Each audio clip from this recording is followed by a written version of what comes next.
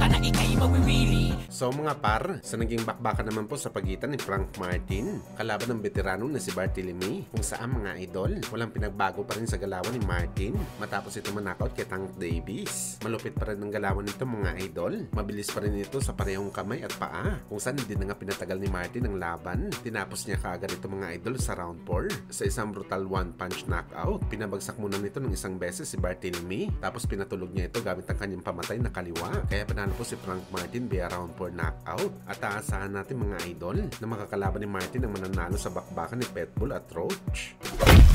Samantala sa naging laban naman po mga idol, ng hari at IBF Cruiserweight Champion si Jai Opetaia kalaban ng challenger nito na si Sin Cara, kung saan mga idol kagaya po sa ina-expect natin, nakuha po ni Opetaia ang panalo sa isang dramatic fashion kay Sin Cara. Plakda mga idol ang challenger sa round 8 ng bakbakan, as in tulog talaga ito mga idol sa kaliwa ng batang kampyon. Wala pa rin sugat ang record ni Opetaia mga idol, meron na ito ngayong 29 wins, 23 knockout at walang talo. Bagamat sa naging laban nito mga idol, dito natin nalaman na may mga flaws pala at kahinaan si Opetaia sa bakbakan. Ina-expect na natin mga boss na mananalo si Opetaia via knockout, pero nagulat tayo na umabot ito sa round 8. Akala natin mga idol, magiging sila ang bakbakan dahil 40 anyos na ang kalaban nito. Dito na rin natin nakita for the first time mga idol na nag-spaghetti legs itong si Opetaia. Makailang beses ito sumayaw sa bakbakan, nasaktan ito mga idol sa hindi naman ganong kalakas na suntok ni Sin Cara. Kaya napapaisip talaga tayo mga boss na baka nagkamali lang si Opetaia na i-trash talk ang WBC Light Heavyweight Champion na si David Benavides. Sinabihan niya kasi ito mga idol na isang cherry picker dahil marami daw silang kampiyon sa cruiserweight, pero bakit si Sordo Ramirez daw ang kanyang hinamon sa isang unification fight? Pwede naman daw siya mga idol kung si Benavides siguro ang nakalaban ni Opetaia mga boss. Malamang hindi ito aabutin ng round 5. Knockout talaga itong cruiserweight champion. Hindi masamak na mas malakas talaga at talimaw si Benavides kumpara sa nakalaban ni Opetaia. Kaya inaasahan natin mga idol sa mga susunod na araw na mag-aangas itong si Benavides kay Opetaia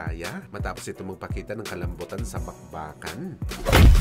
Sa kabilang banda naman mga idol, matapos nga po na-reveal ni Sean Gibbons, sa March na daw lalaban si Pacman, sa kanyang payagan daw sa Romero ng WBA, na idepensa nito ang kanyang titulo kay Pacman, kung saan mga idol prangkad din na sinabi ni Sean Gibbons na sakaling manalo daw si Ryan Garcia sa laban kay Mario Barrios, nagaganapin sa February, at maging world champion din daw si Pacman. Masasabi talaga ni Sean Gibbons na nakatadhana na daw ang laban ni Pacman at Ryan Garcia para sa isang unification fight. Well, hindi ito imposible mga boss, dahil nauna na sinabi ni Ryan Garcia na interesado talaga ito labanan si Boss Manny. Mas interesado pa daw siya na labanan si Pacman kumpara kay Haney Boy, dahil meron na lang daw ito isang tsansa na makalaban si Pacman, pero sa Haney marami pa, kaya hindi talaga nito papalampasin na makalaban ang nag-iisang 8th division champion.